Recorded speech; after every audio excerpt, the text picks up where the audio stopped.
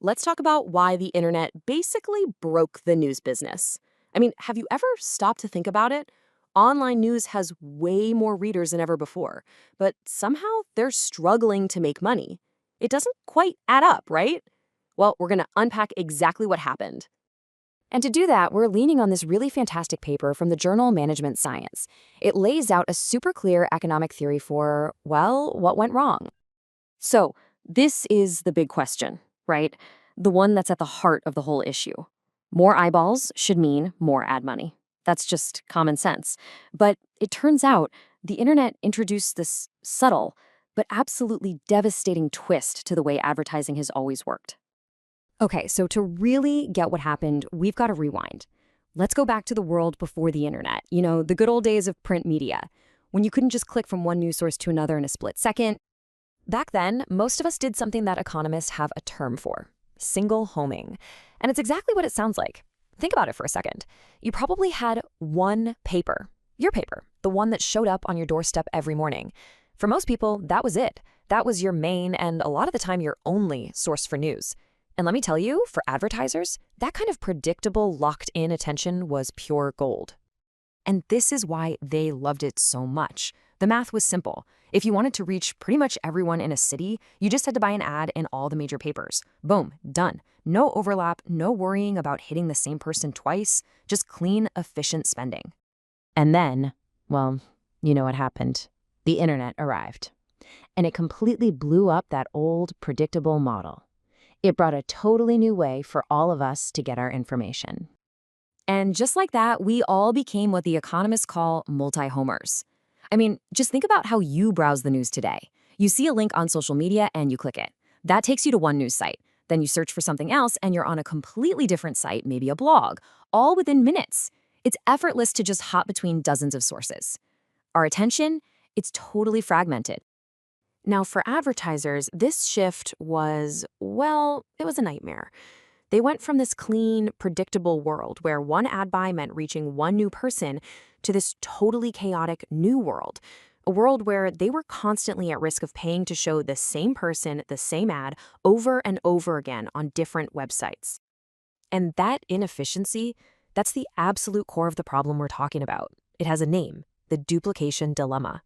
And believe me, it created a massive, massive headache for anyone trying to advertise online.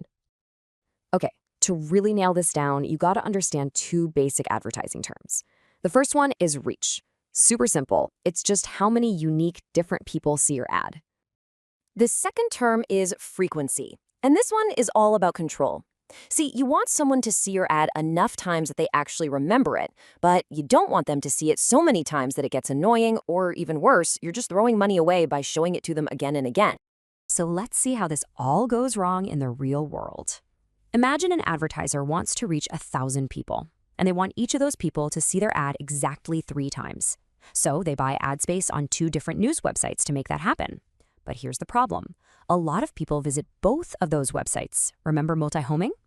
So what's the result? Well, those switchers end up seeing the ad 6 times, maybe more.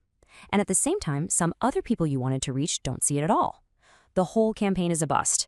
It's incredibly inefficient and just a huge waste of money. And this wasn't just some abstract theoretical problem. No, this inefficiency had a very real, very direct, and frankly devastating impact on how much news publishers could charge for their ads. And when I say devastating, I mean it. The numbers are just staggering. In just 4 years, from 2005 to 2009, right as this multi-homing thing was exploding, newspaper ad revenues absolutely cratered. They fell by almost half. And why? It's because every ad slot became less valuable. An advertiser couldn't be sure who they were reaching, and they knew there was a high chance it was just a wasteful duplicate. So naturally, they just weren't willing to pay as much for it. The researchers in that paper we mentioned summed it up perfectly. They said, as the share of switching consumers expands, ad prices fall. In other words, the more we all jumped between different sites, the less valuable the ad space on all those sites became. It's a direct relationship. So what do you do if you're a news publisher in this situation? Your main source of revenue is collapsing. Well, you're forced to adapt. And that meant changing their entire game plan, shifting away from what had always made them valuable.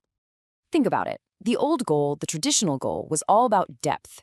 You'd create fantastic, high-quality, in-depth journalism, the kind of stuff that builds a loyal readership and keeps people on your site for a long time. But in this new world, the game totally changed. The single most valuable thing a publisher could sell to an advertiser wasn't an engaged, loyal reader anymore. It was a unique reader, just one more number to add to the reach column. So the new goal became all about maximizing that reach, getting the biggest possible audience, even if every single one of those people only stuck around for a single click and then bounced. And this massive shift in strategy, well, it created a brand new set of winners and losers in the world of media. So that brings us to the really critical question, doesn't it? If the name of the game is now pure, massive, unique reach, who's actually built to win in a world like that? The answer is pretty clear when you think about it. It's the publishers or platforms that are so enormous, they basically become a one-stop shop for advertisers. The kind of place where you can reach a gigantic audience without ever having to worry about that duplication problem. And this really is the final crucial takeaway from all of this. The paper points out that a platform like, say, Facebook is perfectly designed to solve this exact problem. Think about it. They have this massive, known user base. They can offer advertisers precisely what the old newspapers used to offer, predictable reach and totally controlled frequency. So in this really strange twist of fate, the very problem that the internet created for the news business is the exact problem that the new giants of the internet were perfectly built to solve.